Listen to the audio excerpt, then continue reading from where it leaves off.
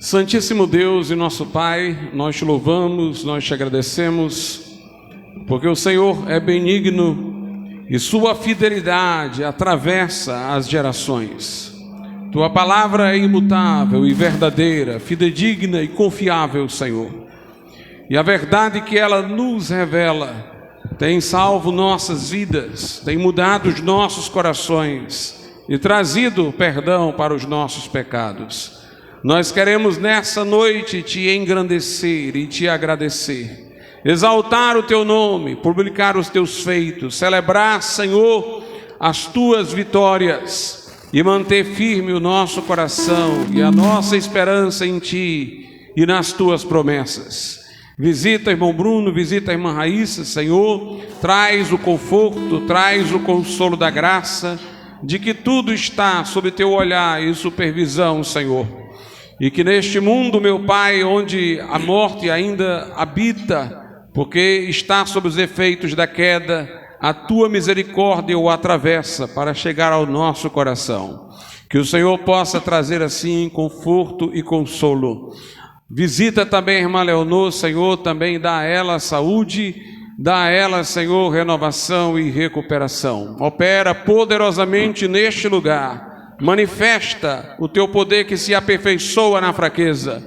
Convoca-nos a olhar para cima, a dar o grito de Maranata, Senhor, a manter o nosso coração desejoso do Senhor e da sua gloriosa vinda. Opera, nós te pedimos, em nome de Jesus. Amém, Senhor. Vamos hoje louvar a Deus com o hino da harpa cristã, de número 42. Tem no cantor, mas vamos cantar na versão da harpa. 42. Saudai o nome de Jesus, arcanjos vos prostrai.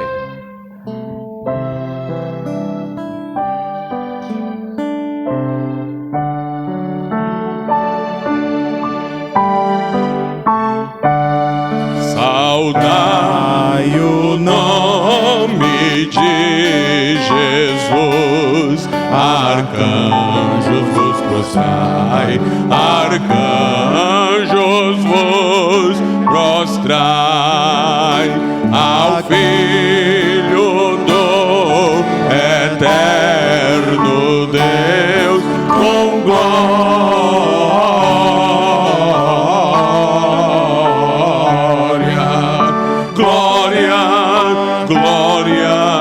glória, com glória coroai, ó escolhida geração do bom eterno Pai, do bom eterno Pai, ao grande autor da salvação,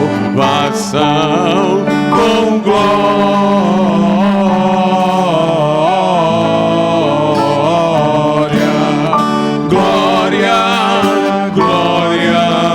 com glória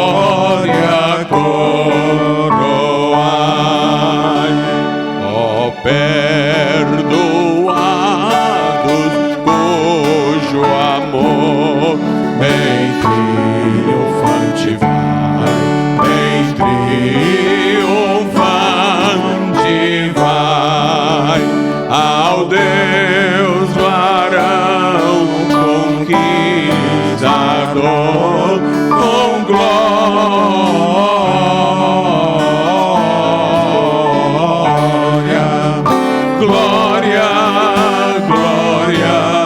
com glória coroai, ó raças, tribos e nações, ao Rei dos Reis honrai, ao Rei dos Reis honrai, a quem quebrou vossos grilhões, com glória,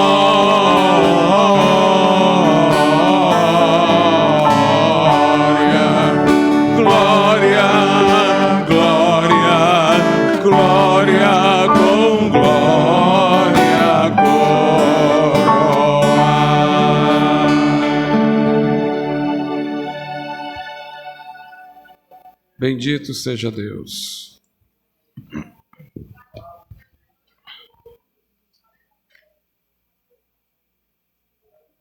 Hino de número 124, adorai o Rei do Universo.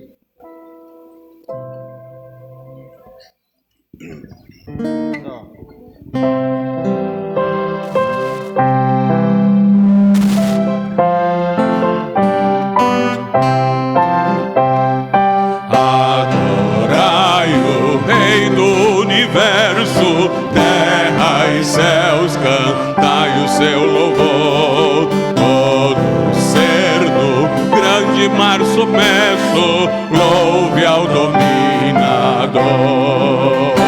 Todos juntos o louvemos, grande Salvador e Redentor. Todos o louvemos, régio dominador. Adorai-o, anjos poderosos, vós que sua glória contemplais, vós remidos, já vitoriosos, graças rendei mais. Todos juntos o louvemos, grande Salvador. Aleluia. E Redentor. Todos o louvemos, régio dominador. Sol e lua, coros estelares, sua majestade anunciai. Hostes grandes, centos de milhares, o seu poder mostrai. Todos juntos o louvemos, grande Salvador e Redentor. Todos o louvemos, régio dominador. Chuvas, raios, trovoadas, revelai o forte Criador. Vós dizeis, ó serras elevadas, quão grande é meu Senhor. Todos juntos o louvemos, grande Salvador e Redentor.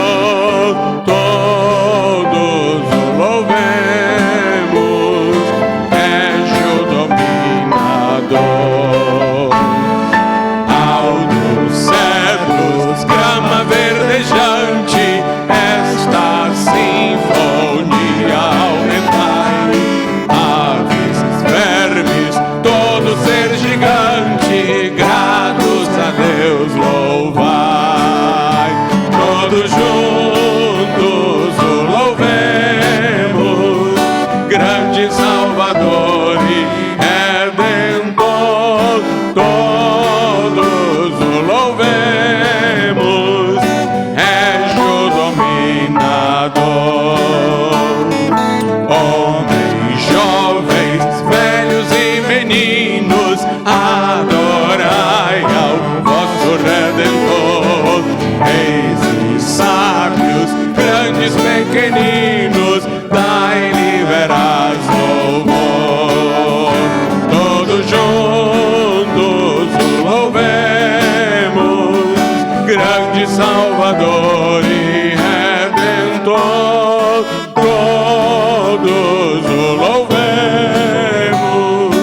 régio dominador.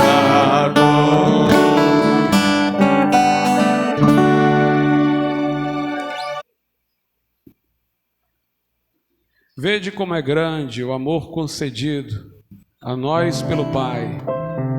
É o apóstolo João que diz isso com muita satisfação na sua Epístola Universal, a ponto de sermos chamados filhos de Deus.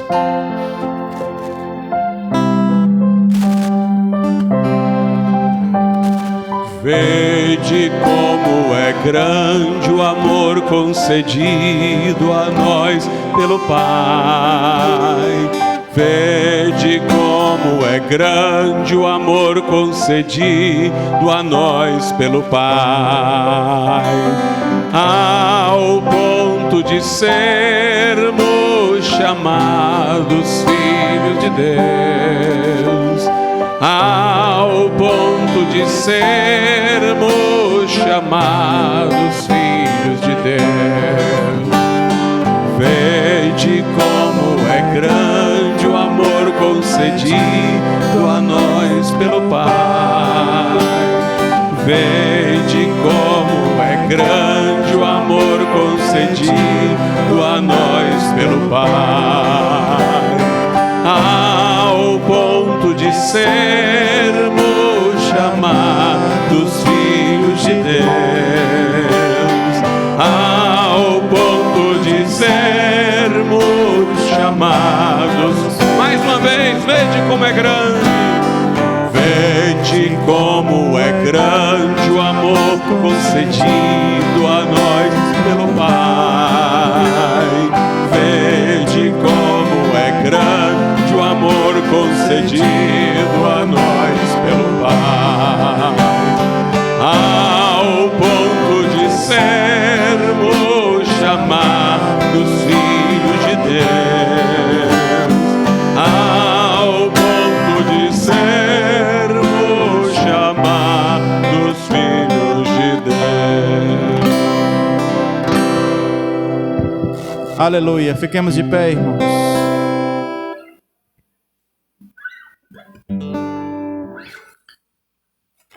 Estamos aqui para adorar o Senhor, então adore-o em espírito e em verdade. Adore-o.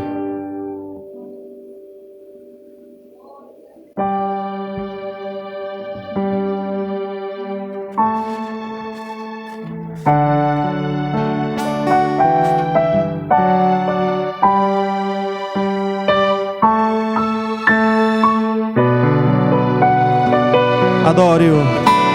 Só pra te adorar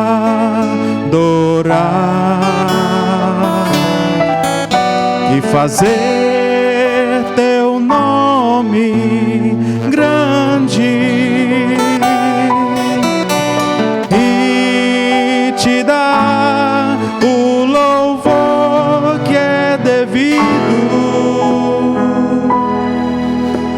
Estamos nós aqui, Jesus, Jesus, em tua presença reunimos-nos aqui, contemplamos tua face e rendemos-nos a ti, pois um dia tua morte trouxe vida a todos nós e nos deu completo acesso ao coração do Pai. Jesus, em tua presença reunimos-nos aqui. Estamos aqui, Jesus, na tua presença e rendemos-nos. Pois um dia a tua morte trouxe vida a todos nós e nos deu completo acesso ao coração do Pai. E o véu que separava já não separa mais. A luz que outrora apagada agora brilha e cada dia brilha mais. Só pra te adorar e fazer teu nome grande e te dar o louvor que é devido. Estamos nós só pra te adorar, Senhor. Estamos neste lugar só pra te adorar, aleluia, e fazer teu nome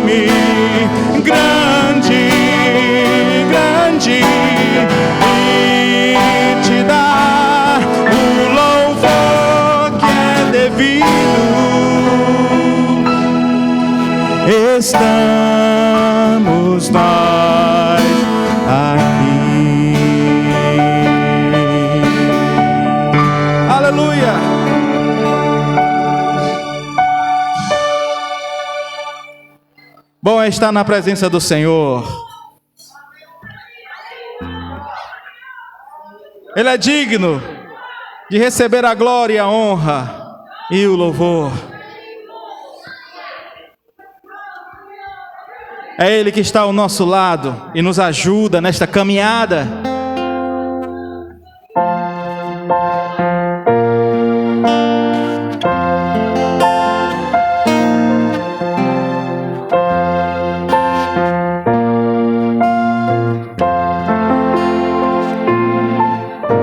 Há quanto tempo a Ti me entreguei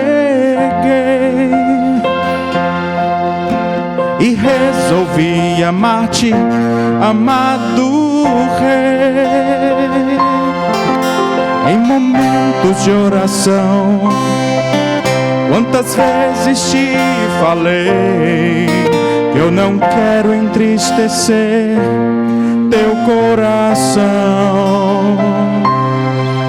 Mas ao longo desses anos percebi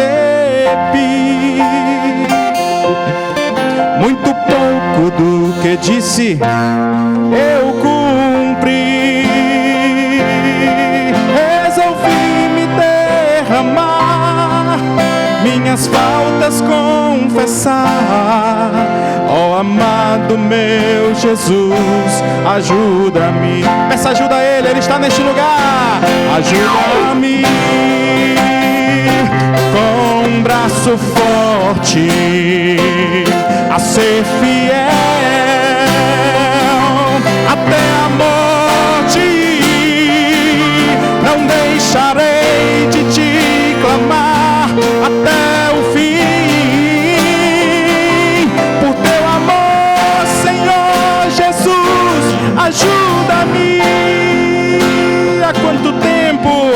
Há tanto tempo a Ti me entreguei. Você lembra, crente, o dia? E resolvi amar-te, amado Rei. Em momentos de oração, quantas vezes te falei, eu não quero entristecer teu coração. Mas ao longo desses anos percebi, deixa não, Jesus, muito pouco do que eu disse eu cumpri. Mas vai mudar. Resolvi me derramar, minhas faltas confessar.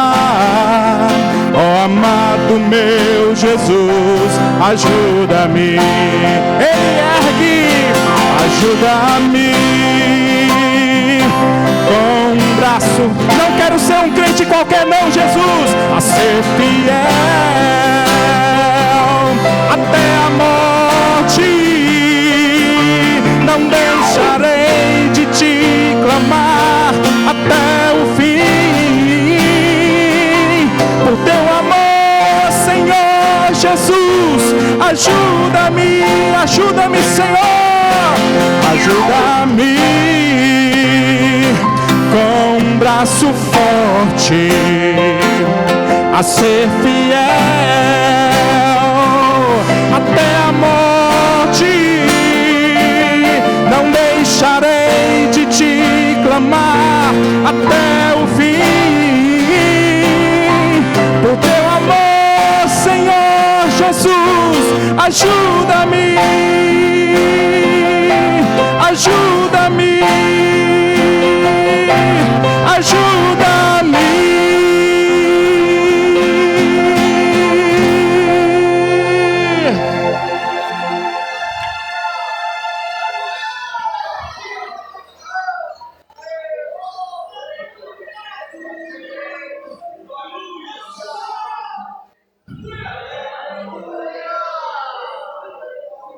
Aleluia.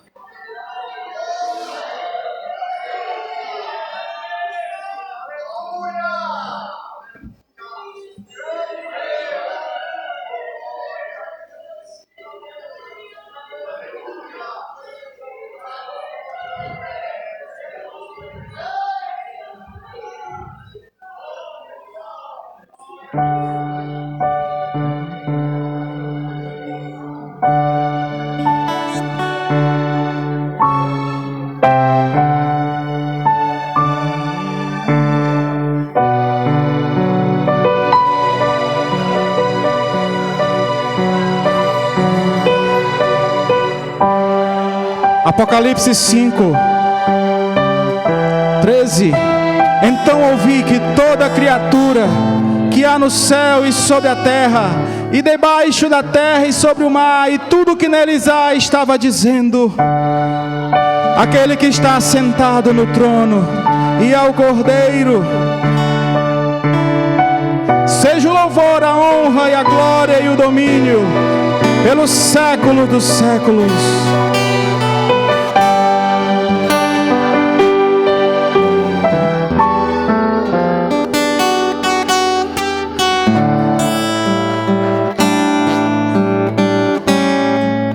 Ao que está sentado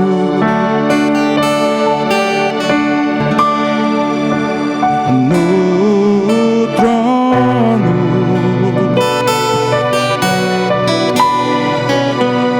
e ao Cordeiro,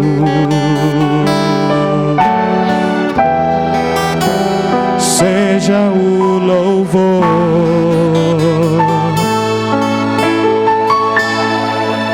ao que está sentado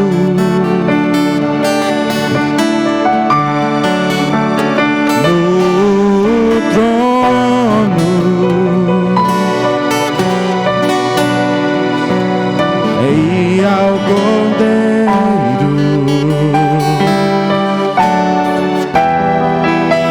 seja o louvor,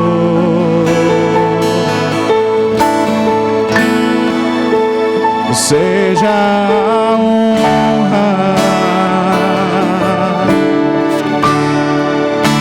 seja a glória,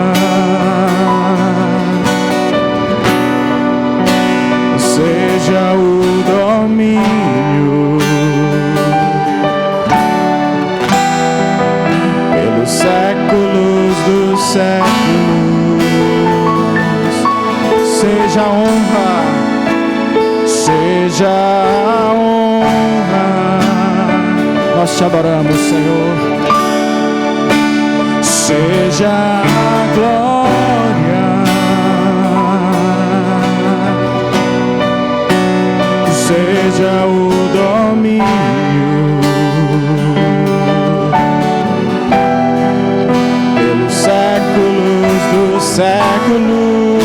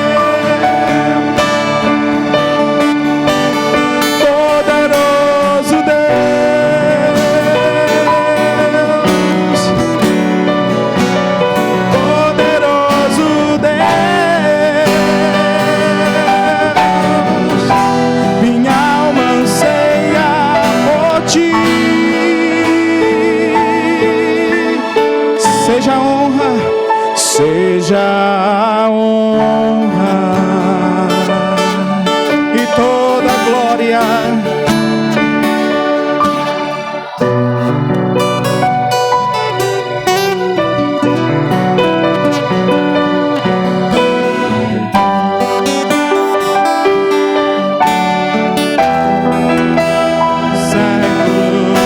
Séculos, Tu és poderoso, Senhor, e nós te adoramos, poderoso Deus,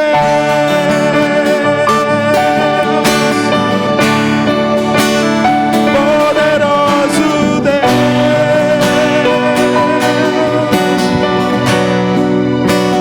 poderoso Deus,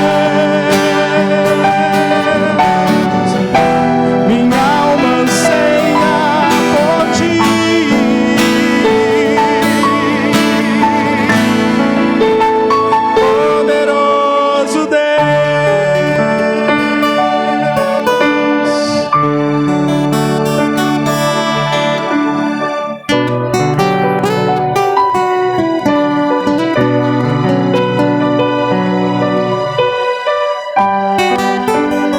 alma anseia por ti, minha alma anseia por ti. Ansiamos por ti, Jesus. Fala aos nossos corações.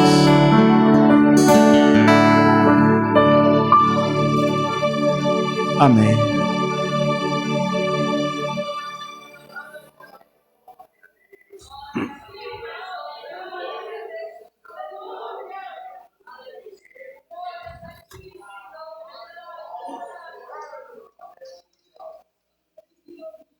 Convido o reverendo Edmilson para nos elevar a Deus em oração. Salve os irmãos com a graça e a paz de Jesus, amém? Vamos orar. Senhor meu Deus, Pai Todo-Poderoso, Criador do céu e da terra, Tu é, meu Deus amado, entre a Tua igreja, entre Teus filhos. Nossa responsabilidade, meu Deus, é contigo. A responsabilidade do homem, do mundo, é com as trevas. Queremos Te pedir agora, meu Deus, em nome de Jesus, que Tu venha abençoar o Teu Filho, que há de continuar, meu Deus, pregando a Tua santa palavra. Palavra esta, meu Deus, que para muitos, meu Deus, traz tormento e medo. Mas para nós, meu Pai, sabemos que é o triunfo do bem contra o mal. É o cumprimento das Tuas santas verdades, meu Deus, nesses últimos tempos, nesses últimos dias, meu Deus, em que a Tua vontade prevalecerá, Senhor. Dá graça ao Teu Filho mais uma vez. Enche ele, meu Pai, do poder do Teu Espírito Santo. Dá sabedoria do alto, meu Deus amado, e traz grandes revelações nessa noite, Senhor da glória. Pai, Tua igreja, Teu povo, está atento para ouvir a Tua voz. Fala o que Tu queres falar, de uma forma viva e eficaz, porque nossa responsabilidade, meu Deus, é continuar anunciando a cruz de nosso Senhor Jesus Cristo. Fala e capacita o Teu povo mais uma vez nessa noite. É o que nós Te pedimos, em nome de Jesus. Amém e amém. Amém. Vamos abrir as nossas Bíblias no livro do Apocalipse, capítulo 5. Irmãos, eu vinha numa alternância entre o livro do profeta Isaías e o livro do Apocalipse, mas eu senti direção para depois de hoje seguir um outro percurso. Vamos tentar aqui fazer uma costura no capítulo 5, encerrando uma parte das nossas meditações no Apocalipse, para que a partir da próxima quinta, no mês de julho inteiro, nós estejamos pregando sobre vida abundante e o poder pentecostal, poder que nos capacita a fazer a obra de Deus. Geralmente esses temas encontram oportunidade nos retiros que realizamos, mas que não tivemos esse ano. Então, durante o mês de julho, vamos buscar renovação espiritual em oração, um avivamento para as nossas vidas, o calor do Espírito e a santidade, a consagração. Dessa forma, eu peço que os irmãos estimulem em todas as congregações, para que os irmãos venham, participem dos cultos de doutrina às quintas-feiras, de maneira que sejamos contagiados por essa mesma expectativa, em um só espírito, em um só coração, e que você dedique este mês a orar e clamar a Deus para que venha avivar a sua igreja. Se nós acreditamos que estamos na iminência da vinda do Senhor, pelo menos há razões para isso, embora tudo possa se reformular, mas nós mantemos essa expectativa, então urge que todos nós estejamos mais santos ainda, mais fervorosos ainda, evangelizando mais intensamente ainda. Se nossa visão é a bíblica, nosso senso de urgência também o será. Então, a partir da quinta-feira, nós vamos para essa nova perspectiva de assunto.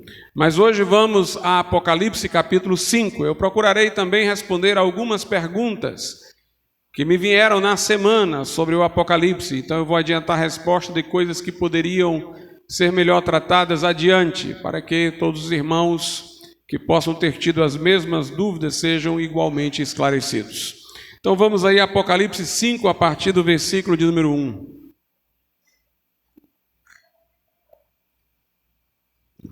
E vi na destra do que estava assentado sobre o trono um livro escrito por dentro e por fora, selado com 7 selos. E vi um anjo forte, bradando com grande voz: quem é digno de abrir o livro e de desatar os seus selos? E ninguém no céu, nem na terra, nem debaixo da terra, podia abrir o livro, nem olhar para ele. E eu chorava muito, porque ninguém fora achado digno de abrir o livro, nem de o ler, nem de olhar para ele. E disse-me um dos anciãos: não chores, eis aqui o leão da tribo de Judá, a raiz de Davi, que venceu para abrir o livro e desatar os seus 7 selos. E olhei, e eis que estava no meio do trono e dos 4 animais viventes, e entre os anciãos um cordeiro, como havendo sido morto, e tinha 7 chifres e 7 olhos, que são os 7 Espíritos de Deus enviados a toda a terra. E veio e tomou o livro da destra do que estava assentado no trono. E havendo tomado o livro, os 4 animais e os 24 anciãos prostraram-se diante do cordeiro, tendo todos eles harpas e salvas de ouro, cheias de incenso, que são as orações dos santos. E cantavam um cântico novo, dizendo: digno és de tomar o livro e de abrir os seus selos, porque foste morto e com o teu sangue nos compraste para Deus de toda a tribo e língua e povo e nação. E para nosso Deus nos fizeste reis e sacerdotes, e reinaremos sobre a terra. E olhei e ouvi a voz de muitos anjos ao redor do trono, e dos animais, e dos anciãos, e era o número deles milhões de milhões e milhares de milhares, que com grande voz diziam: digno é o cordeiro que foi morto de receber o poder e riquezas e sabedoria e força e honra e glória e ações de graças. E ouvi a toda criatura que está no céu e na terra e debaixo da terra, e que estão no mar, e a todas as coisas que neles há, dizendo: ao que está sentado sobre o trono e ao Cordeiro sejam dadas ações de graças, e honra, e glória, e poder para todos sempre. E os 4 animais diziam: amém. E os 24 anciãos prostraram-se e adoraram ao que vive para todo sempre. Podeis assentar.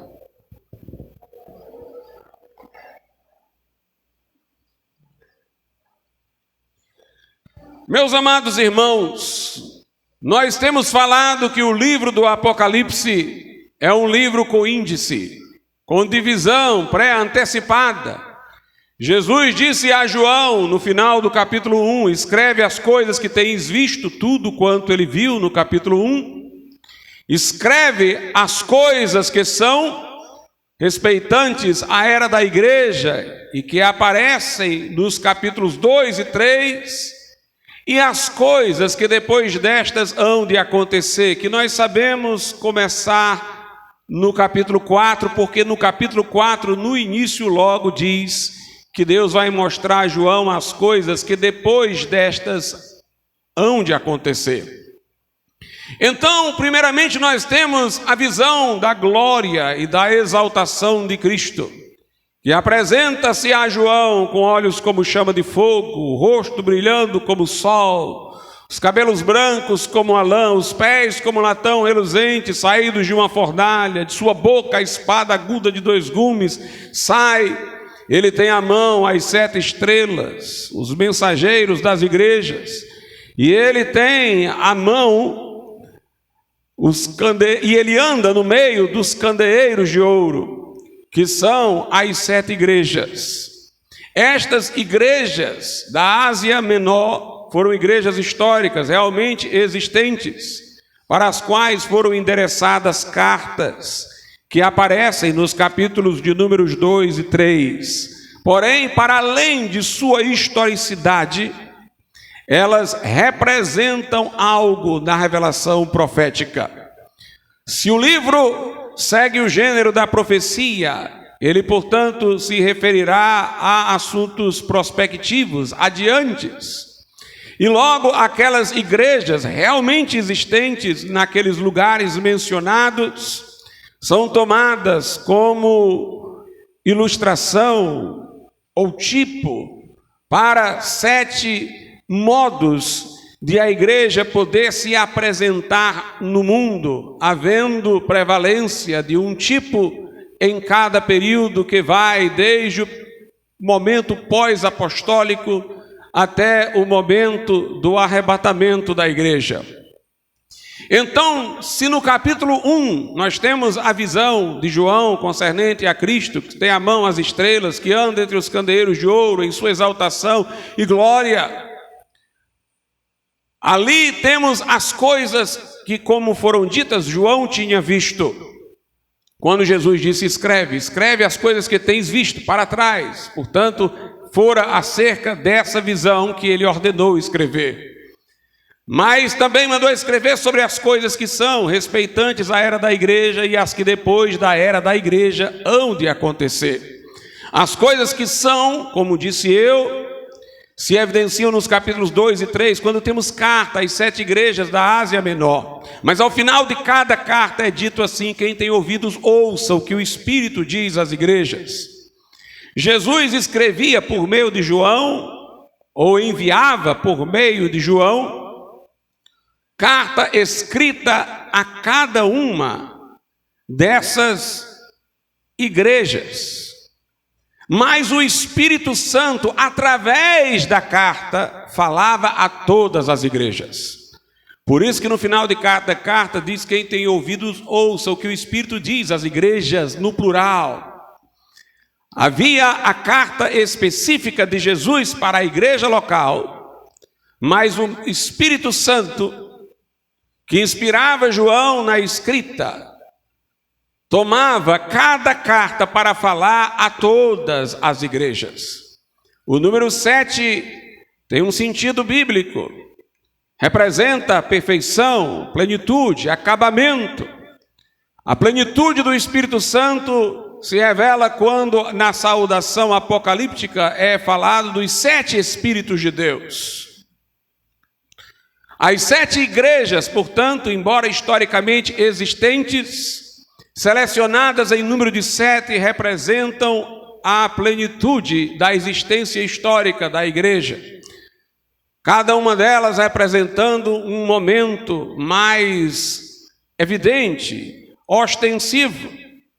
Numa ordem cronológica, primeiro tivemos na geração pós-apostólica uma igreja como a de Éfeso, depois como Pérgamo, e assim sucessivamente.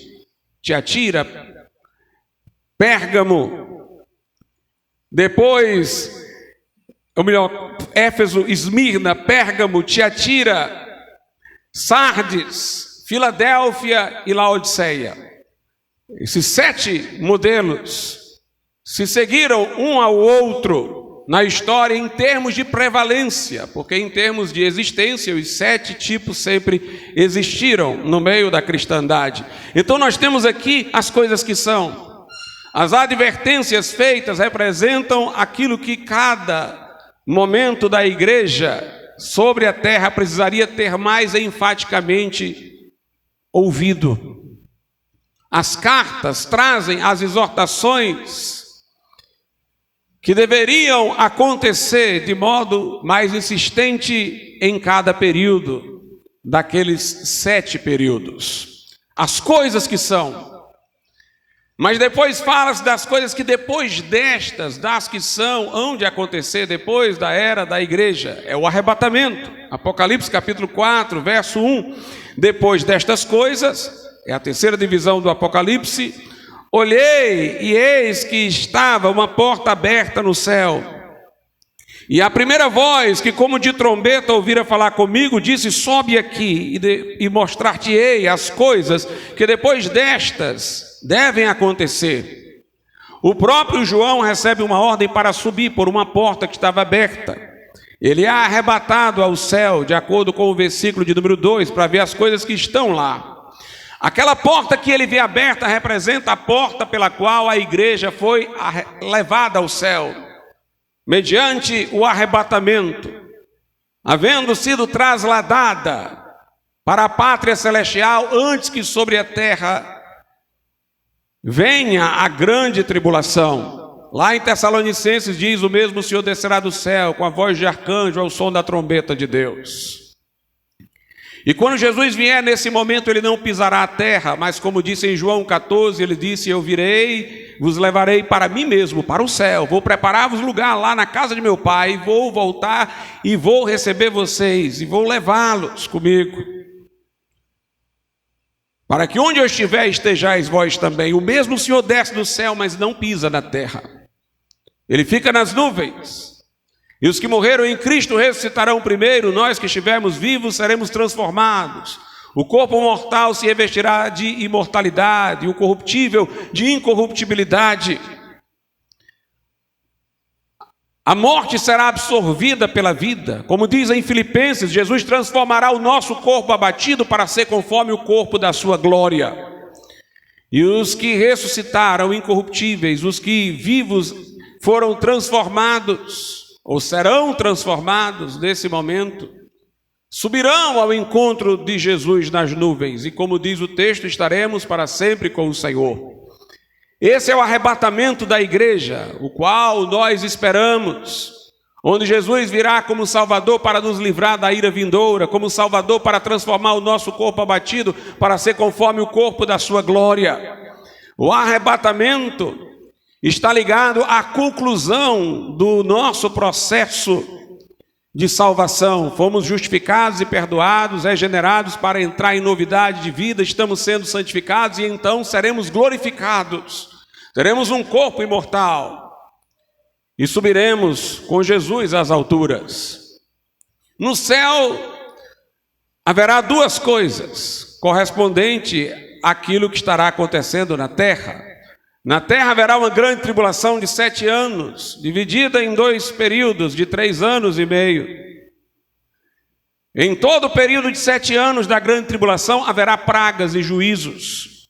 Mas nos primeiros 3 anos e meio, o anticristo estará em aparente paz com Israel. Na segunda metade, ele estará contra a nação de Israel e arregimentará nações para a grande batalha do Armagedon, ao final da grande tribulação, momento no qual Jesus voltará em glória com o povo que arrebatou, para livrar Israel, para destruir as 2 bestas, a que sobe do mar e a que sobe da terra, para aprisionar Satanás e implantar o seu reino milenar.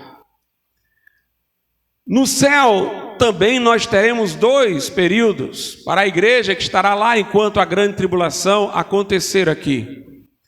O primeiro período corresponde ao tribunal de Cristo, quando nós seremos julgados por aquilo que fizemos no corpo. Não será julgamento que possibilite condenação, porque aquele que está em Cristo, para ele nenhuma condenação há. Porque Jesus disse: quem ouve a minha palavra, crê naquele que me enviou, não entrará em juízo, mas passou da morte para a vida. Não se trata de julgamento que possa criar a possibilidade de condenação, mas é um juízo para premiação, para galardão. Todos os que estarão lá no tribunal de Cristo são salvos. Serão pessoas redimidas pela graça. Mas ali as obras serão reconhecidas. Salvos pela fé, seremos então galardoados pelas obras. E uns serão mais galardoados do que outros, e haverá quem seja salvo sem receber galardão algum, não porque não tenha feito obras, mas porque as fez de maneira tão ínfima que não receberão por elas galardão, conforme diz Paulo na carta aos Coríntios. A outra metade do período será as bodas do Cordeiro, no momento mais cruciante sobre a terra, quando, para além das pragas e flagelos que vêm do céu, as duas bestas mencionadas estarão promovendo toda sorte de tumultos e perseguição a Israel, culminando numa grande batalha com muito derramamento de sangue. Enquanto isso acontece sobre a terra, lá no céu estará havendo as bodas do Cordeiro, porque a igreja é apresentada como a noiva de Cristo e Jesus como o noivo. Quando ele vier no arrebatamento, ele não virá como um juiz para executar juízo, ele virá como um noivo para buscar a sua noiva e levá-la consigo. Então a igreja é levada aos céus. Primeiro passará pelo tribunal de Cristo, onde será galardoada.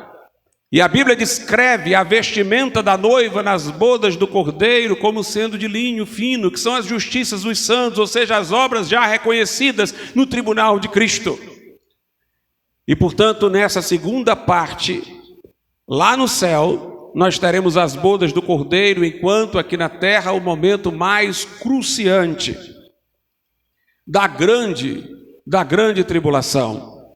Nós falamos que os crentes do Velho Testamento também serão arrebatados.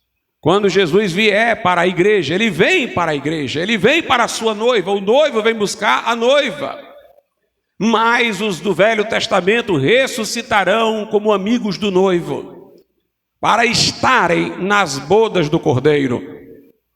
A Bíblia diz uma coisa interessante, nós lemos sobre isso na quinta-feira passada, lá em Hebreus, no capítulo de número 11.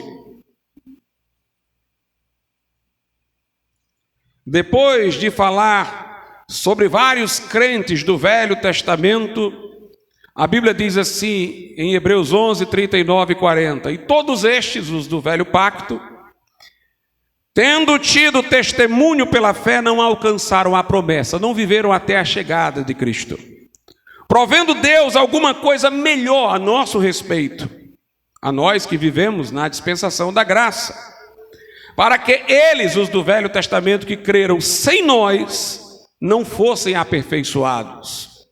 Então, o aperfeiçoamento dos do Velho Testamento que creram, o momento em que eles terão também um corpo glorioso e ressurgirão, será o momento do arrebatamento da igreja, porque eles não serão aperfeiçoados sem nós.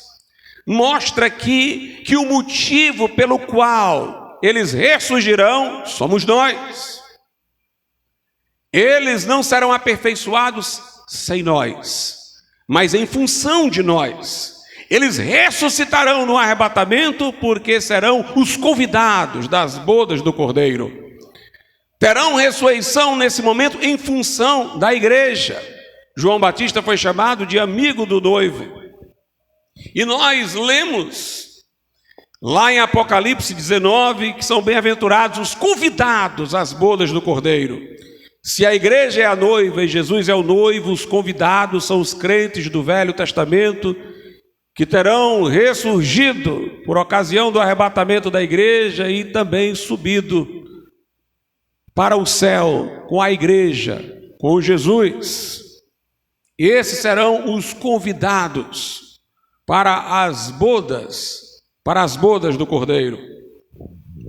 É interessante, irmãos, que nós lemos que quando João entrou pela porta celestial, ele viu 24 anciãos.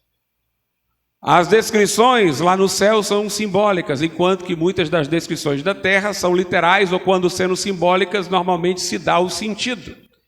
Porque o que é terreno nos é familiar e Deus não precisa do recurso de símbolo, a não ser que queira dar o símbolo para depois explicar, como muitas vezes é feito no Apocalipse.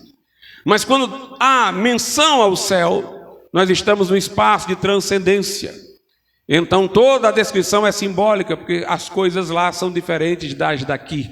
E até o que poderia ser dito sobre lá de forma mais literal não é feito. Mantém-se a linguagem simbólica para manter uma uniformidade de linguagem sobre o céu. Os 24 anciãos representam o povo de Deus no Velho e no Novo Testamento. É dito que na Nova Jerusalém há inscrição com o nome das 12 tribos de Israel e o nome dos 12 apóstolos. As 12 tribos representam o povo do Velho Pacto, os 12 apóstolos representam metonimicamente a igreja, porque a igreja foi edificada sob fundamento de apóstolos e profetas. Porque os apóstolos foram os que primeiramente foram comissionados. 12 é o número do povo de Deus, 12 mais 12 dá 24. Então o que João vê lá no céu é todo o povo de Deus do Velho e do Novo Testamento, arrebatado na figura dos 24 anciãos que trazem coroas sobre as suas cabeças. Uma das cenas mais maravilhosas é quando esses anciãos lançam suas coroas a Cristo, como querendo dizer, no final do capítulo 4, que o que lhes importava não era a coroa, mas o próprio Cristo. E como se quisessem mostrar que a santificação deles, que ganha expressão na coroa, na verdade não a teriam sem Jesus ter operado em suas vidas. A Jesus todo o tributo e toda a glória. Portanto, estará lá todo o povo de Deus, e João viu na figura dos 24 anciãos, e mais adiante sabe-se que a igreja estará como noiva, os do Velho Testamento como amigos do noivo e convidados para as bodas do Cordeiro. Uma coisa interessante é que aqueles dentre os gentios que no Velho Testamento creram também vão ressuscitar. Mas eles vão ressuscitar por associação com Israel, assim como os de Israel vão ressuscitar por associação com a igreja. Veja que coisa gloriosa. Por causa de nós, que somos a noiva, que vamos ser ressuscitados no arrebatamento, se estivermos mortos, os vivos serão transformados. Por causa de nós que vamos subir, os do Velho Testamento vão ressuscitar. Os do Velho Testamento seriam Israel, com quem Deus celebrou o pacto, mas dentre os gentios houve conversão. Também nos tempos do Velho Testamento, como Raabe, por exemplo.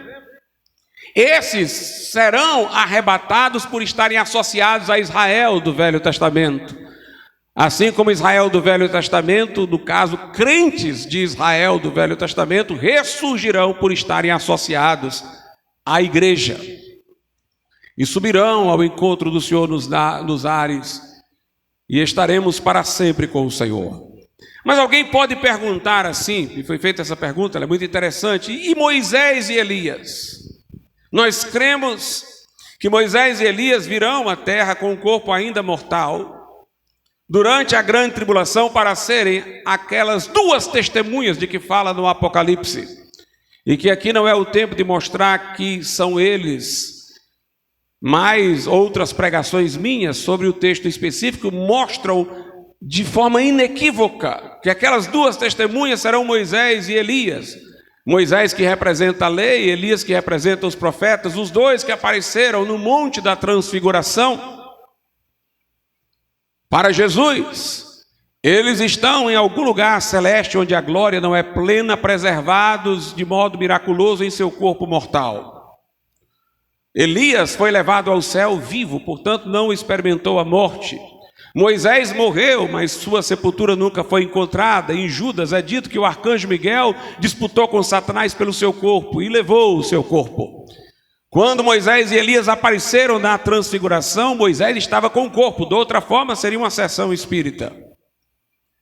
E eles dois virão para serem as duas testemunhas na grande tribulação, quando a igreja é arrebatada com os do velho pacto. Eles vêm à terra e começarão a pregar. Eles serão mortos, diz a Bíblia. Seus corpos ficarão em praça pública por um tempo, mas eles repentinamente ressurgirão, e uma voz do céu dirá: sobe aqui, e eles subirão. Alguém diz: pastor, se os do Velho Testamento ressuscitam em função de nós, por que Moisés e Elias também não vão subir naquele dia do arrebatamento? Primeiro, porque tem um desígnio específico para eles dois, no plano de Deus. Mas também, por outra razão, nós podemos convalidar o que dissemos. Eles vão morrer e ressuscitar no meio da tribulação.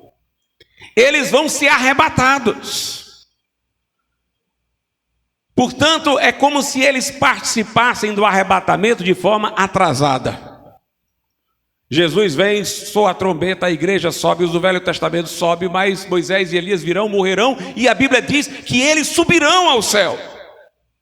Eles terão o arrebatamento, mas com um atraso de tempo.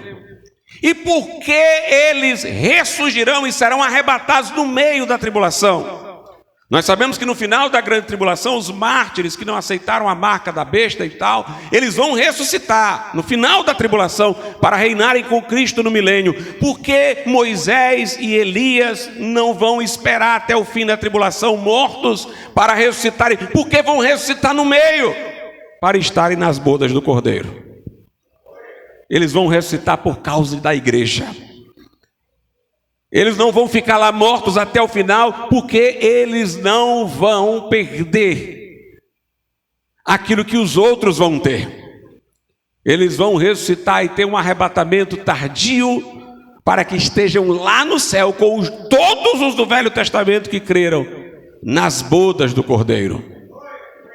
Somente os mártires da grande tribulação, pessoas que hão de se converter nesse período e serem martirizadas, é que ressuscitarão somente ao final da grande tribulação. Então,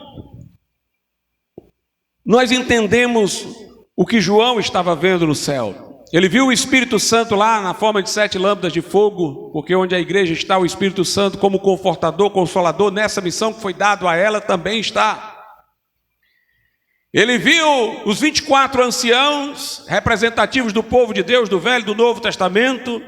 Ele viu 4 seres viventes que, de acordo com Ezequiel, são querubins, e nós dizemos, de acordo com a patrística, que são querubins responsáveis por guardar os 4 evangelhos, por impedir que o registro sobre Jesus seja destruído. Durante a perseguição do Império Romano, tentaram de modo especial destruir os evangelhos, Mateus, Marcos, Lucas e João. Mas esses relatos foram preservados e chegaram até nós pela intervenção de anjos. Esses 4 seres viventes representam os protetores dos evangelhos. Um assemelha-se a leão, representa o protetor do evangelho de Mateus, que aponta Jesus como rei. Outro é semelhante a um bezerro, representa Jesus no evangelho de Marcos como servo. Outro tem rosto de homem, Lucas, que apresenta Jesus como homem ideal. E o outro tem o rosto como de uma águia voando, que representa o evangelho de João, que apresenta Jesus como o verbo divino que estava no seio do Pai e o deu a conhecer, o verbo que se fez carne e habitou entre nós. Agora nós estamos vendo uma outra visão de João, ou uma continuidade daquela de que falei acerca do capítulo 4. Ele diz: e vi, capítulo 5 agora, verso 1, na destra do que estava assentado sobre o trono, um livro escrito por dentro e por fora, selado com 7 selos.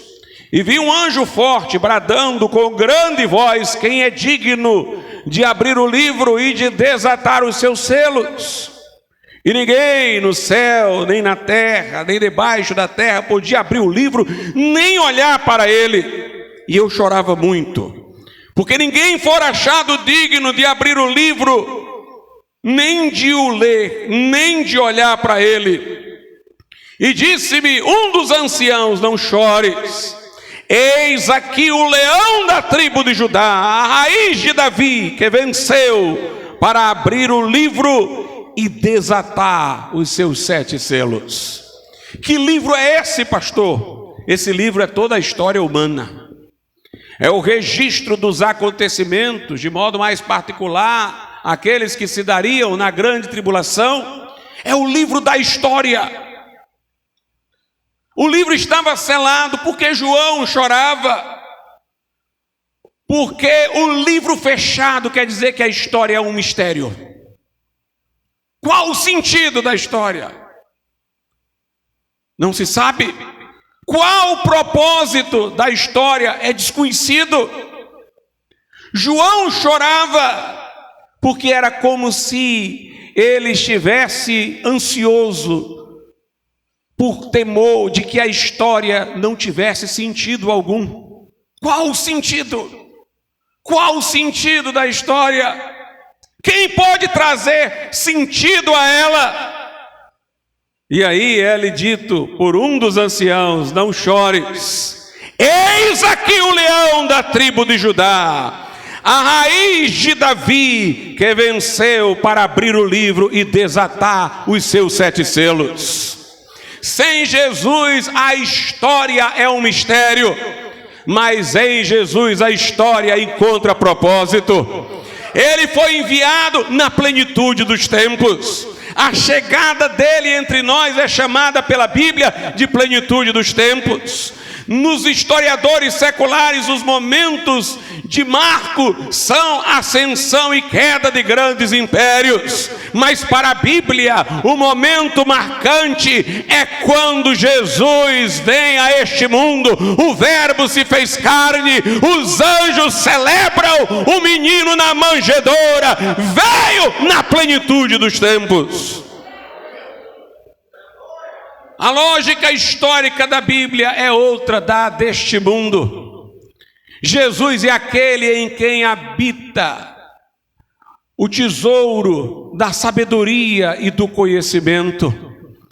É aquele através de quem Deus vai congregar, como diz lá em Colossenses, também noutra epístola, as coisas que estão no céu e as que estão na terra.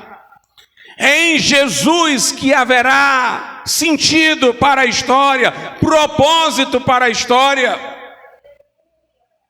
A história se encaminha para o seu reino milenar, para o seu triunfo, para o seu governo sobre a terra. E aqui eu vou dizer uma coisa, irmãos. Se a Bíblia defendesse o amilenismo, ou seja, que não há milênio literal, que não há arrebatamento pré-tribulacional, se a Bíblia defendesse o amilenismo, João estava chorando até hoje. Sabe por quê? Porque na visão do amilenismo a história não tem sentido, não tem desfecho. Na visão amilenista, você tem a história sim. Tem o princípio das trevas, do diabo, tem a igreja como o povo de Deus e uma luta, um conflito. Mas esse conflito não tem conclusão dentro da história, porque para os amilenistas, quando Jesus volta, é para encerrar a história e começar a eternidade. Jesus volta, tem um juízo geral de todos, uns vão para o céu, outros vão para o inferno, ele cria novos céus e nova terra. E aí entra a eternidade. Jesus, da visão amilenista, ele encerra a história e cria a eternidade. Na eternidade ele vence, mas na história ele só faz encerrar, ele não vence dentro dela. A história não tem sentido. Na visão do amilenista, pode ter sentido novos céus e nova terra, que Jesus vai criar depois de julgar todo mundo. Mas dentro da história, ele não consuma o propósito de triunfo e de glória. Mas dentro da visão bíblica dispensacional, aí Jesus vence tanto dentro da história como fora dela. Vai ter a hora que ele vai criar novos céus e nova terra, onde habita a justiça, não tem mais ímpio, não tem nada, mas dentro dessa história aqui, ele vai entrar, leva a igreja, vem a grande tribulação, ele volta, liberta Israel, derrota os inimigos e reina sobre essa terra como descendente de Davi. Na eternidade ele vai reinar como o supremo Deus, mas no milênio ele vai reinar, como é dito aqui, como o leão da tribo de Judá, como a raiz de Davi, como aquele que tem realeza em função de sua encarnação, tem realeza em função de sua ligação genealógica com Davi. Ele virá para reinar a partir de Jerusalém, onde estava o trono de Davi, sobre todo o mundo. Então, se realmente nós defendêssemos o amilenismo, esse livro aqui continuaria fechado, ninguém desataria os selos e João ainda estaria chorando. Porque para essa história não teria sentido, seria luta para sempre, para sempre, para sempre. Jesus chega, pronto, encerrou, a história acabou-se, vai todo mundo que não era crente para o inferno, começa novos céus e nova terra. Ele triunfa no mundo que cria, mas ele não mostra o seu triunfo dentro da história. Na visão dispensacional, não, ele triunfa dentro da história. Sabe por que é tão difícil para alguns irmãos aceitar a interpretação bíblica dispensacional, que diz que Jesus vai vir, vai arrebatar sua igreja, levar ao céu, depois vai vir no final da tribulação, destruir os inimigos de Israel, implantar o seu reino aqui? Sabe por que há tanta resistência a isso? Porque lá no fundo as pessoas não creem no Deus da Bíblia. Elas creem num Deus distante. Um Deus que opera no céu, mas não na terra. Um Deus que opera para além da história, mas não dentro da história. É a mesma razão pela qual pessoas são cessacionistas e não acreditam na atualidade dos dons. Elas conseguem imaginar Deus operando no mundo antigo, na época de Pedro, Tiago, agora não. Elas não percebem, mas elas seguem uma mentalidade secular, elas foram vencidas pelo secularismo. Jesus operou lá, mas agora não. Elas esperam as coisas sempre dentro de uma normalidade. Não esperam que Jesus faça sinais, prodígios, maravilhas em nosso tempo. Elas creem num Deus que opera para além da história, ou no plano extra-histórico, lá no céu, mas aqui dentro não. Aqui dentro elas estão mais ou menos como a Globo, elas acreditam na ciência. Mas eu creio no Deus que abriu o mar vermelho, fechou a boca do leão. Eu creio no Deus, irmãos, que fez as muralhas de Jericó caírem, que abriu a cela de Pedro, que ressuscitou Lázaro. Eu creio no Deus que opera, que disse: estes sinais seguirão aos que creem, em meu nome expulsarão demônios, falarão novas línguas e porão as mãos sobre os enfermos e eles serão curados. O meu Jesus não ficou enclausurado no tempo antigo, ele está aqui agora, ele opera e ele faz, ele é o Cristo verdadeiro, ele anda no meio dos candeeiros de ouro, é o mesmo ontem, hoje e será para todo sempre. Ele é o Deus que aviva a igreja. Jesus ainda batiza no Espírito Santo e fogo, ainda dá poder e ousadia, intrepidez, ainda surpreende, ainda faz grandes coisas. Para essas pessoas que não acreditam em nada disso, acreditar que Jesus vai aparecer nas nuvens, e dentro dessa estrutura aqui normal do mundo, a gente vai subir, o nosso corpo vai ser transformado dentro desse mundo, é difícil para elas. Uma pessoa disse assim para mim: pastor, a dificuldade que eu tenho de acreditar na interpretação dispensacional das profecias bíblicas é que eu fico pensando, como é que pode a igreja com o corpo glorificado vindo aqui com Jesus na terra para reinar, e pessoas vão entrar no milênio com o corpo normal? essa concomitância, a igreja com o corpo glorificado, os de Israel que escaparem, os das nações que escaparem, tiverem crido, sido fiéis, vão entrar no milênio com o corpo normal. Essa mistura do que é de cima com o que é de baixo, do que é eterno com o que é temporário, isso é muito difícil de acreditar. Então você não acreditaria em Jesus quando ele ressuscitou. Foi o que os discípulos pensaram, é um fantasma, não é ele não. Ali era um Cristo com um corpo glorificado no meio de um bocado de discípulo com um corpo comum. Era o eterno no tempo. Era uma invasão do miraculoso na história. Era Jesus com o corpo glorificado no meio dos discípulos. Ainda comeu com eles. Então quando alguém diz, eu não consigo conceber aqui uma mistura do eterno no tempo e tal, eu não consigo, é porque falta fé.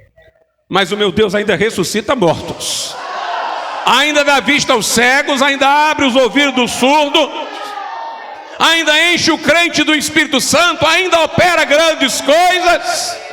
E esse Jesus aparecerá no céu. A Bíblia parece que percebe a dificuldade do homem de crer nisso. Aí diz assim, o mesmo Senhor, o mesmo, é Ele mesmo. Não vão dizer no dia que é um fantasma, não. O mesmo Senhor descerá dos céus, com voz de arcanjo ao som da trombeta de Deus.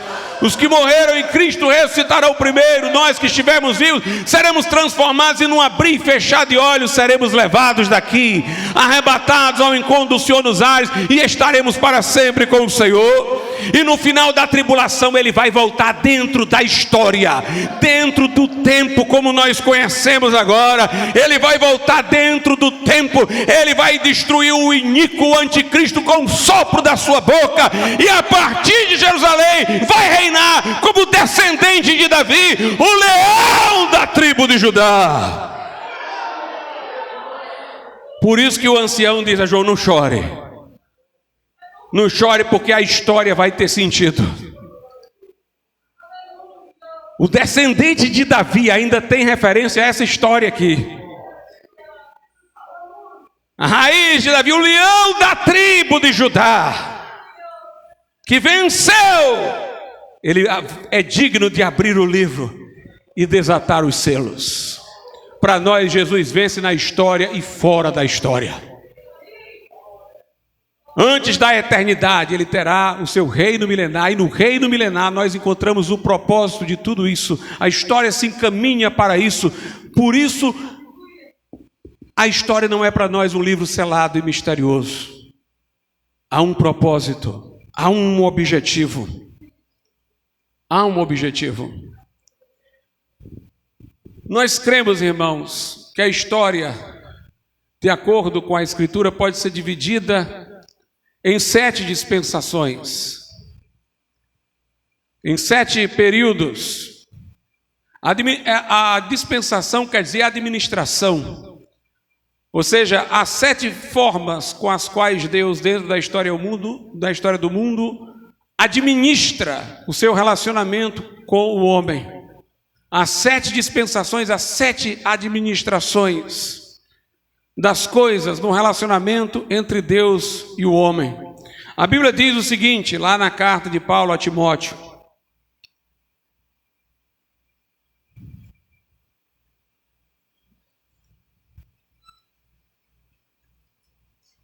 na segunda carta de Paulo a Timóteo, capítulo 2, verso 15. Procura apresentar-te a Deus aprovado, como obreiro que não tem de que se envergonhar, que maneja bem a palavra da verdade. Essa palavra que nós traduzimos por maneja bem, quer dizer que divide a palavra da verdade. É preciso que o obreiro seja aprovado, capaz de reconhecer as divisões dentro da palavra de Deus, que divide bem a palavra da verdade. Então não é hora de nós nos aprofundarmos nas 7 dispensações, mas eu vou mencioná-las. Nós temos a dispensação da inocência. Deus cria Adão e Eva em inocência. Não existe mal no mundo criado, mas existe um mandamento que Deus estabelece de não se comer da árvore do bem e do mal. E no final, Adão e Eva comem da árvore, sentem vergonha, e são expulsos do paraíso. Na verdade, as 7 dispensações, essa é a primeira, da inocência, são para mostrar 2 coisas. Primeiro, o quão ingrato o homem tem sido. Como o homem sempre frustra o propósito de Deus para com ele. E o segundo é como Deus é paciente com o homem. E vai tratando em suas diversas condições para fazê-lo participante da sua própria glória, do triunfo de Deus na história. Então nós começamos com a dispensação da inocência e o homem lá é expulso. Note, toda dispensação termina com juízo. A da inocência termina com a expulsão do paraíso, porque houve transgressão. Aí vem a dispensação da consciência. O homem agora tem consciência do bem e do mal. Ele está num mundo perverso e a sua consciência tem a lei moral para indicar o que ele deve fazer e o que ele não deve fazer. Mas o homem não se deixa guiar pela consciência moral e transgride muito. E vem o juízo, o dilúvio, escapando apenas Noé com a sua família. O final da dispensação da consciência é o dilúvio, novamente o juízo, o fracasso do homem. Aí vem a dispensação do governo humano. Noé agora é o pai de uma nova humanidade, começando pela sua família, ele é a autoridade. Deus inclusive diz que aquele que derramar sangue de homem tivesse sangue também derramado. Deus estabelece padrões de um governo a partir de Noé. Mas a descendência de Noé se afasta da palavra. O próprio Noé, embora não seja isso determinante na sua vida, mas um caso isolado, ele caiu por causa de embriaguez. E nós terminamos essa dispensação com a Torre de Babel, quando os homens ficaram arrogantes, empinaram o nariz diante de Deus, Deus julgou, espalhou as nações, ficaram com línguas diferentes, idiomas diferentes. Então aí nós já passamos pela inocência, consciência e governo humano. Aí vem a dispensação da promessa. Entre os dispersos, Deus chama Abraão, faz-lhe uma promessa, convoca-o para que ele seja obediente e pai de uma nação. Abraão gera Isaac, Isaac gera Jacó. De Jacó vem José, que abriga os irmãos lá no Egito, no final da história toda.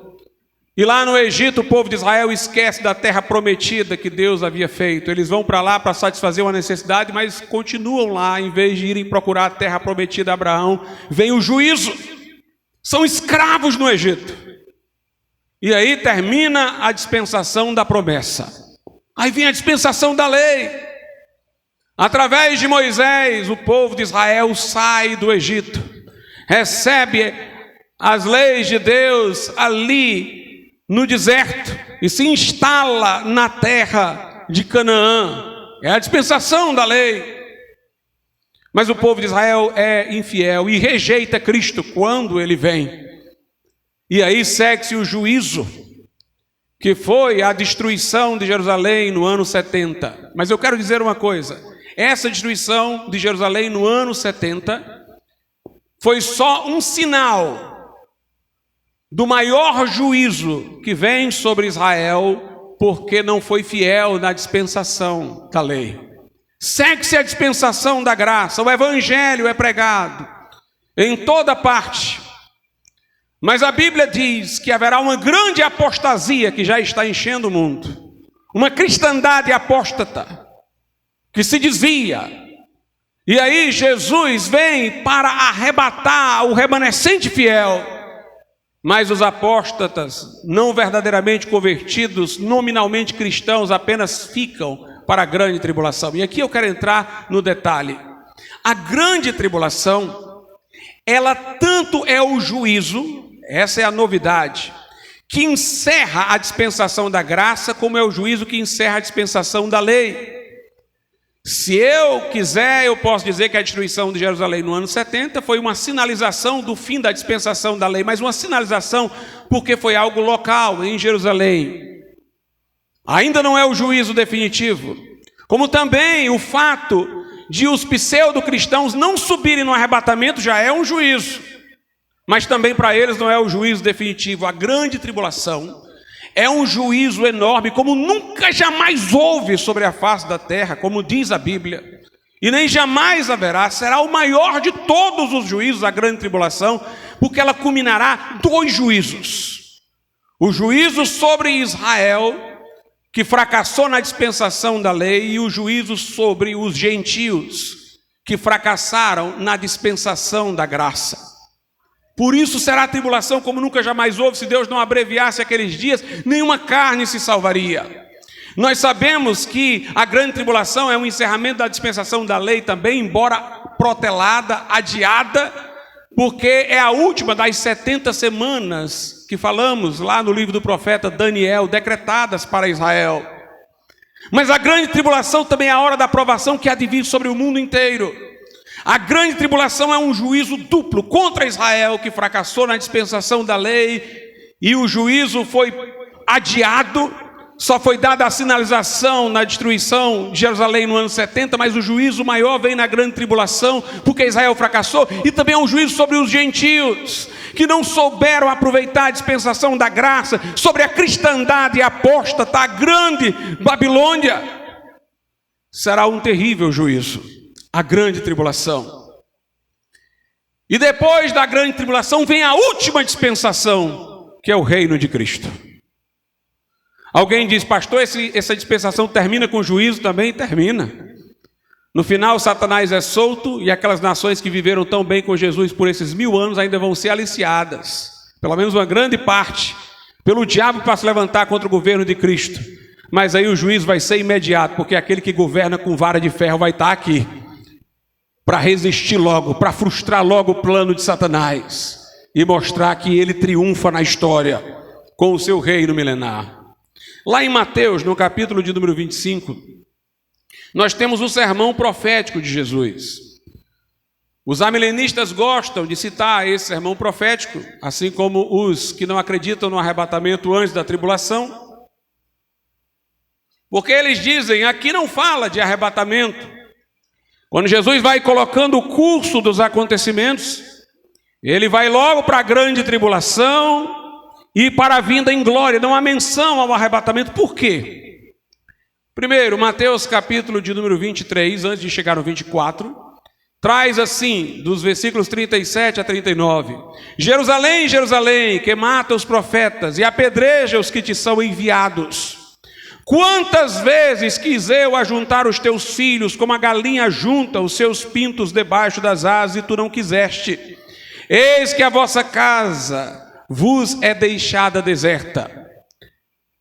Porque eu vos digo que desde agora me não vereis mais, até que digais, bendito o que vem em nome do Senhor. Jesus está anunciando juízo sobre Israel, porque Israel o rejeitou. O assunto não é a igreja, o assunto é Israel, o juízo sobre Israel.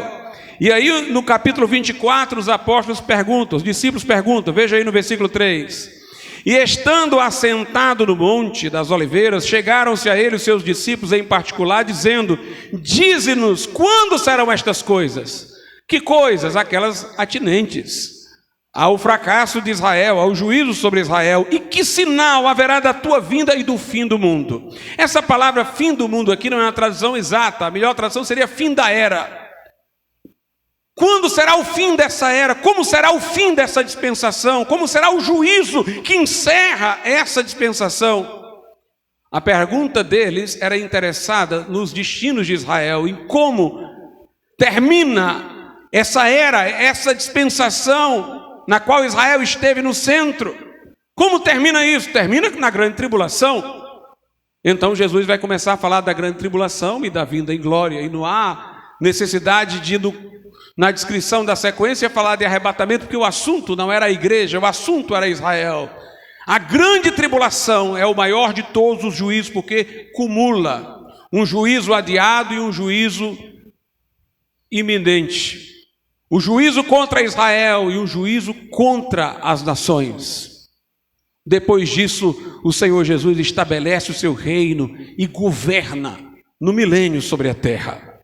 Lá em Isaías, no capítulo 65, a Bíblia dá uma descrição de como será o milênio.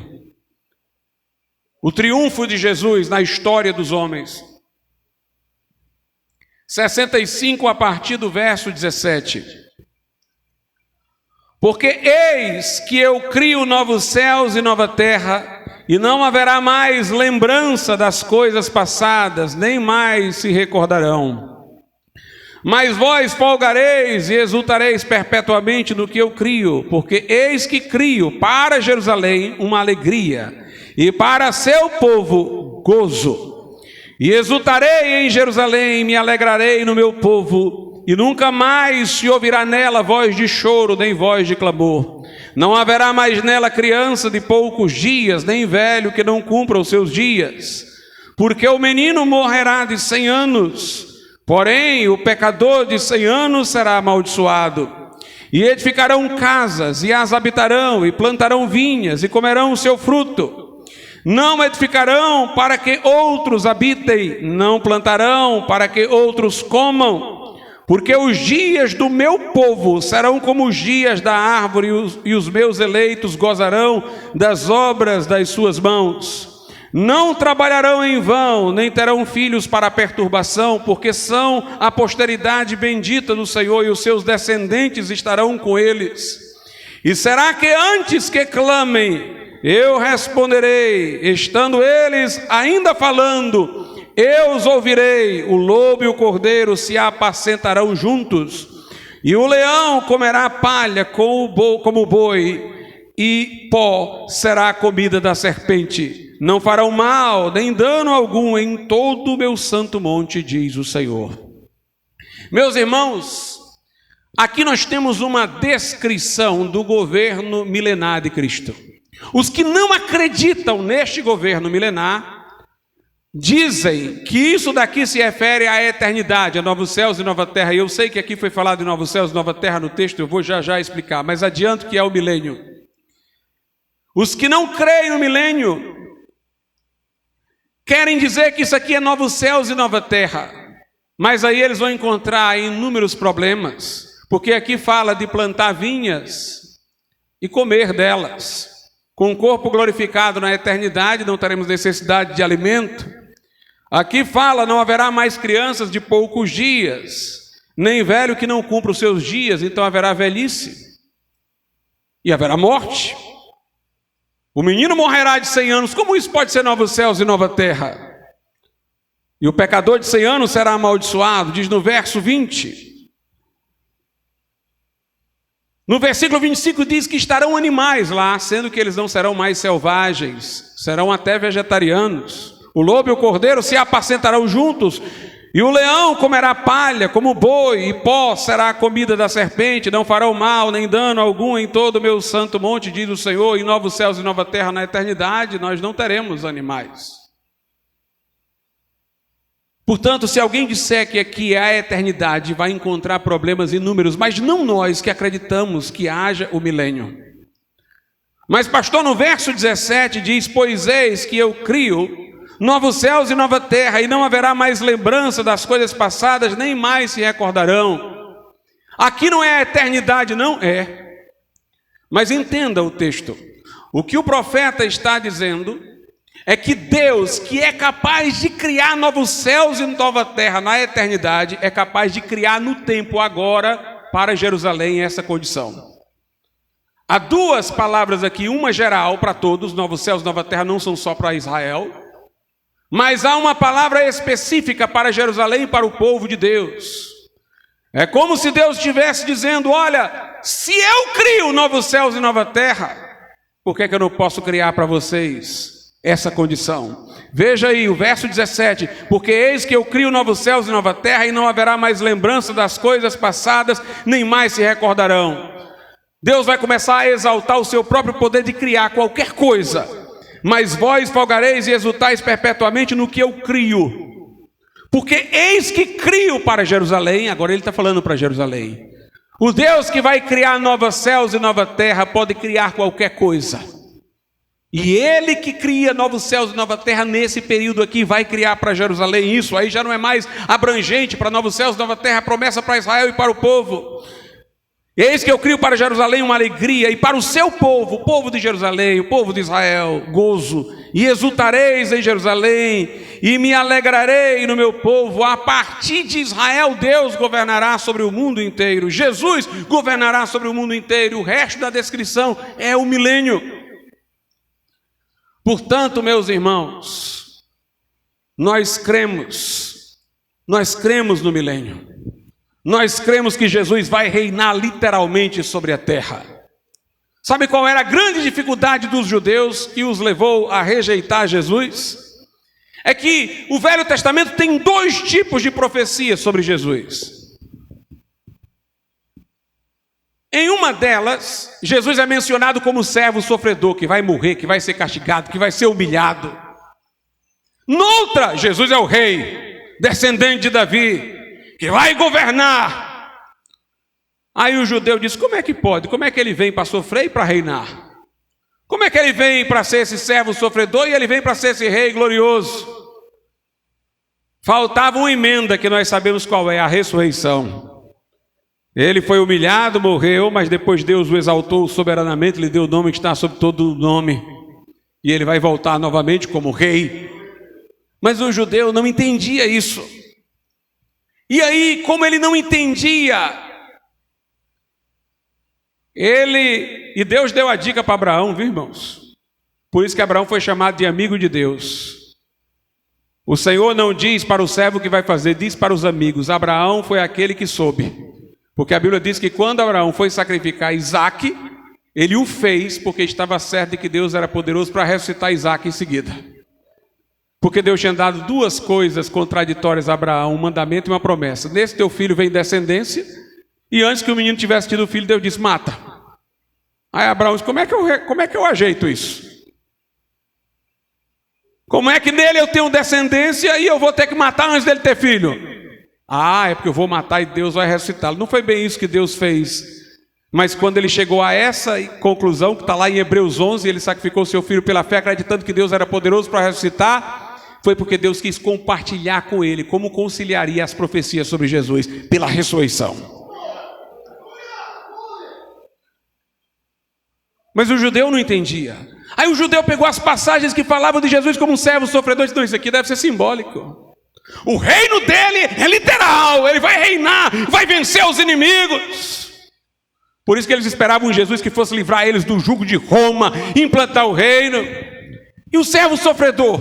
Não, isso aqui é simbólico. Esse servo sofredor não deve ser o Messias, deve ser a gente que sofre no meio das nações. O servo deve ser uma ilustração para o nosso próprio povo, que padece no meio de todas essas nações.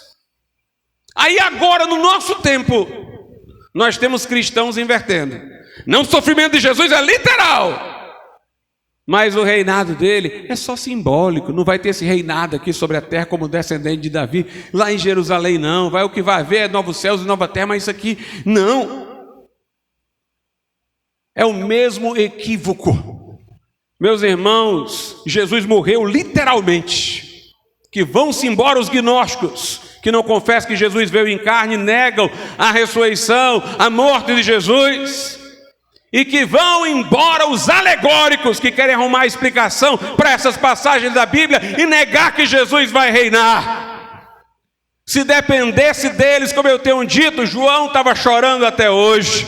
Nós estaríamos chorando aqui. Não tem sentido na história. Talvez ele acabe com a história e escreva a eternidade, mas aqui dentro não tem sentido. Nós estaríamos chorando, mas nós estamos alegres. Nós estamos dizendo Maranata, porque o nosso Jesus vai vencer dentro e fora da história. O leão da tribo de Judá. Diz então Apocalipse 5,5: e disse-me um dos anciãos: não chores, eis aqui o leão da tribo de Judá, a raiz de Davi, que venceu para abrir o livro e desatar os seus selos. E note como Jesus é Deus, irmãos. Aleluia. Veja os paradoxos. Ele é o cordeiro e ele é o leão. Jesus é o cordeiro e ele é o leão, meu irmão. Ele é manso, mas ele é o que rege com vara de ferro também. Ele é homem, mas ele é Deus. Veja o verso 6. E olhei, e eis que estava no meio do trono e dos 4 animais viventes, e entre os anciãos um cordeiro, como havendo sido morto, e tinha 7 chifres. Na Bíblia, chifre quer dizer autoridade. Há passagens que falam disso, 7 chifres são 7 reis, e outras associações. 7 é o número da plenitude, chifre é autoridade. Ele tem 7 chifres, quer dizer, ele tem todo o poder no céu e na terra. Ele é o Todo-Poderoso.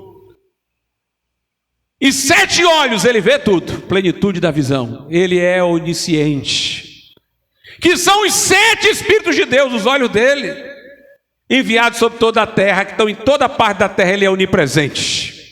Ele é onipotente, ele é onipresente, ele é onisciente. Este Cristo aqui não é o das testemunhas de Jeová, não. Esse Cristo aqui é o Cristo dos crentes, dos filhos de Deus. Ele é homem e ele é Deus. Se ele é um cordeiro, como havendo sido morto, ele é homem, porque Deus não morre. Mas se ele tem todo o poder, os 7 chifres, se ele tem onisciência, os 7 olhos, se ele tem onipresença, os espíritos sobre toda a terra, então ele é Deus. E diz o texto: e veio e tomou o livro da destra do que estava assentado no trono. Que cena gloriosa! Jesus está no centro de tudo, irmãos. Pode olhar aqui no versículo de número 6. E olhei, e eis que ele estava no meio do trono, dos 4 animais viventes, entre os anciãos. Jesus é o centro de tudo. Ele é o centro. Ele é o centro da igreja, ele é o centro dos evangelhos, ele é aquele no qual Deus se encarnou para reconciliar o mundo consigo mesmo. Ele é o centro, ele está no meio. E ele foi lá e tomou o livro. Ele é o que pode abrir o livro, desatar os selos. E havendo tomado o livro, os 4 animais e os 24 anciãos prostraram-se diante dele, diante do cordeiro, tendo todos eles harpas e salvas de ouro cheias de incenso, que são as orações dos santos, dos crentes, e cantavam um cântico novo. Que cena gloriosa! Não precisa chorar. Jesus é vencedor, Jesus reina, o leão da tribo de Judá vai vencer, o Cordeiro de Deus que foi morto agora vive. Jesus vai triunfar. Há motivo para cantar um novo cântico. E cantavam um novo cântico dizendo: digno és de tomar o livro e de abrir os seus selos, porque foste morto e com o teu sangue nos compraste para Deus de toda tribo e língua e povo e nação, e para o nosso Deus nos fizeste reis e sacerdotes, e reinaremos sobre a terra. Olha o milênio aí. E reinaremos sobre essa terra aqui com ele, reinaremos com Jesus. E olhei e ouvi a voz de muitos anjos ao redor do trono, e dos animais e dos anciãos,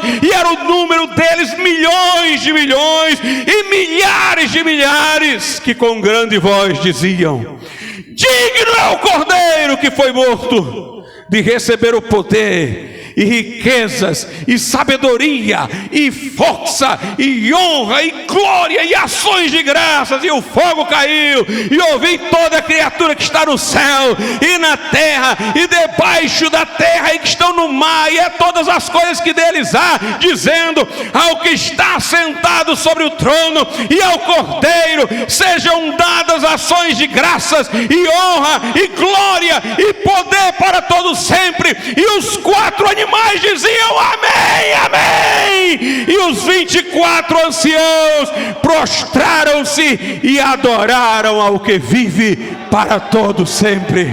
Aleluia! Vamos ficar de pé, irmãos.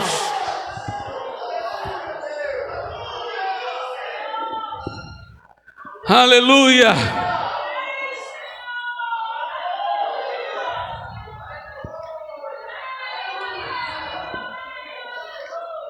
Graças te damos, Senhor, porque a vitória é tua. Desperta o teu povo, acorda a tua igreja, Senhor. Aleluia, faz o teu povo ver além da visibilidade, Senhor. Ver o teu triunfo, celebrar com aqueles 24 anciãos, com os 4 seres viventes. Ó Deus, não é hora de chorar, porque o Cordeiro vai vencer, Senhor. Ergue o teu povo. Nessa noite, se houver alguém nesse lugar que não tem certeza da sua salvação, está afastado, está desviado, você quer aceitar Jesus, você quer se reconciliar com Deus, saia do lugar que você estiver e venha aqui à frente, eu quero orar por você.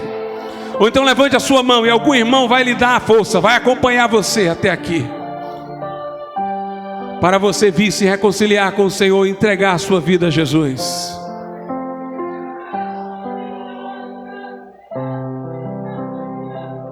Aleluia.